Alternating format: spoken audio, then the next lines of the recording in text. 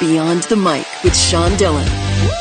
We're joined on the Starline by freelance journalist and author of Lee Marvin, Point Blank, and many people in the news biographies. His book is the making of the most iconic World War II movie ever.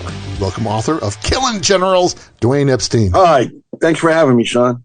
Dwayne, let's go beyond the mic. John Wayne rejected playing the film The Dirty Dozen based on the original draft. What made the story of this movie, 56 years old this year, so important to tell? Well, it was a way of letting people who were not aware of such things, let them know that war is not all gung-ho fun, and that it can be violent and graphic and nasty and grotesque, and that was really the point. That was one of the several reasons why John Wayne himself had turned it down. It wasn't just the ending. A lot of people think it was the ending that he didn't care for, and that's why he didn't do it. The truth was, he had written a memo to the producer of the film, a gentleman named Ken Hyman, where after reading the script, John Wayne told Ken Hyman, the person who wrote this screenplay is probably a long-haired, sandal-wearing, beard-wearing, card-carrying, what's the phrase he used? Sign-carrying guy against the war he should be fighting himself, meaning Vietnam. Fact of the matter is, the screenplay was written by a 66-year-old screenwriting veteran, a guy named Nunnally Johnson. It's just that the point of view of the story so angered John Wayne, he assumed it was written by what he would have considered a hippie. And he let his politics kind of run away with him. When Lee Marvin was asked to play the role and he read the script, he had no problem with it at all. In fact, he liked it a lot. He didn't like the premise, but he loved the character. Now, Lee Marvin's Oscar win in '65 launched him into the legendary role. He got paid $300,000. How ironic is it that Marvin, a Purple Heart Marine, demoted for troublemaking, was given a movie promotion to major in this film? Right? That's funny. You know, it's interesting, too, because in the book that the author, Ian Nathanson, wrote that the Dirty Dozen movie was based on, he wasn't a major. He was a captain. He was kind of given a promotion in the film. He would sometimes play officers in films. And the truth is, in real life, the highest rank he ever got. He was like a corporal for a week, and then he got busted. He got busted several times. He also did time in the stockade. But he was a Marine through and through. He absolutely believed in the cause, and until the day he died, he loved the Marines. He was Semper Fi all the way. He didn't always believe in the given military actions that the Marines may have been involved in, such as things like Vietnam and what have you. But anyway, I thought it was interesting that he was cast in the role because I don't think anybody could have played that part better. I really don't. Dwayne, what was the most interesting fact you learned in researching this book? Oh, boy, there were so many. Probably off the top of my head, I would say that where the origin of the story came from, the author, Ian Nathanson, who was interviewed by a friend of mine, gave me exclusive use of that interview.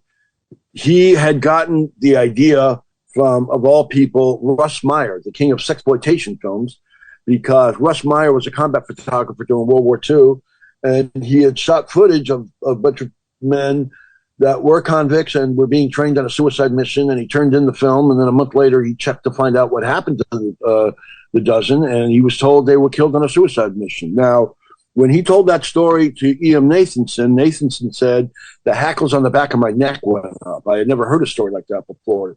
So he did some very impressive digging and research and found out that not that Russ Meyer made the story up, but just that it didn't exist. It might have been an urban legend, or I think he called it a latrine rumor that was in the service.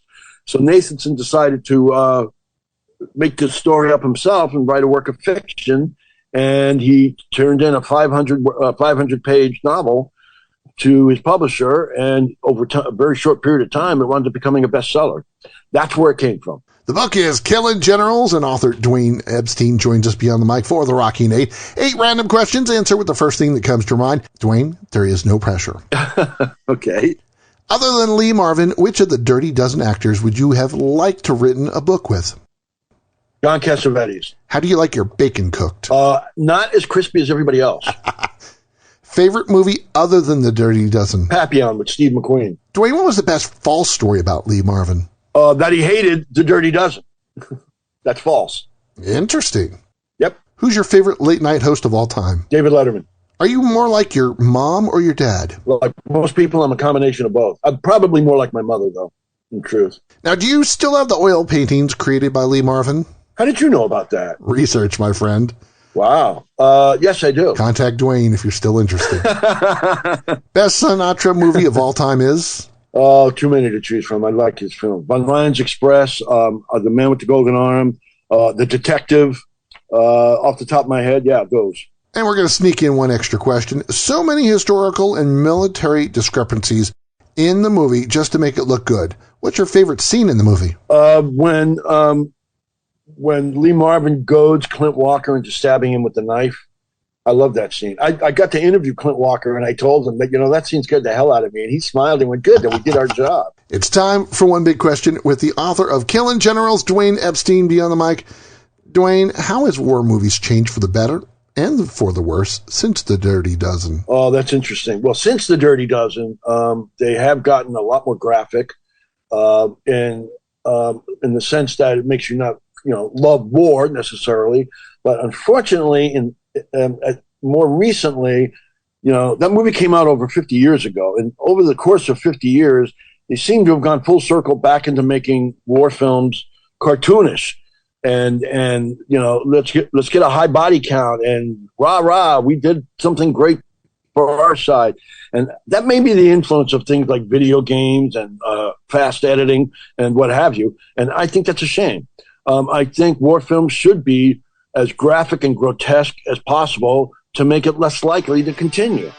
But, in any event, that's how they've changed. He loves Papillon, David Letterman, Fairly Crispy Bacon, and it's more like his mom. Author of Killin Generals, Dwayne Epstein, thanks for taking the time to talk with us today. Oh, my pleasure. Thank you, Sean. And that, my friends, is a Beyond the Mic shortcut. If you're enjoying these conversations, please check out another Beyond the Mic episode to find more actors, artists, and people you need to know. We'd also appreciate a like and subscribe on the Good Pods app.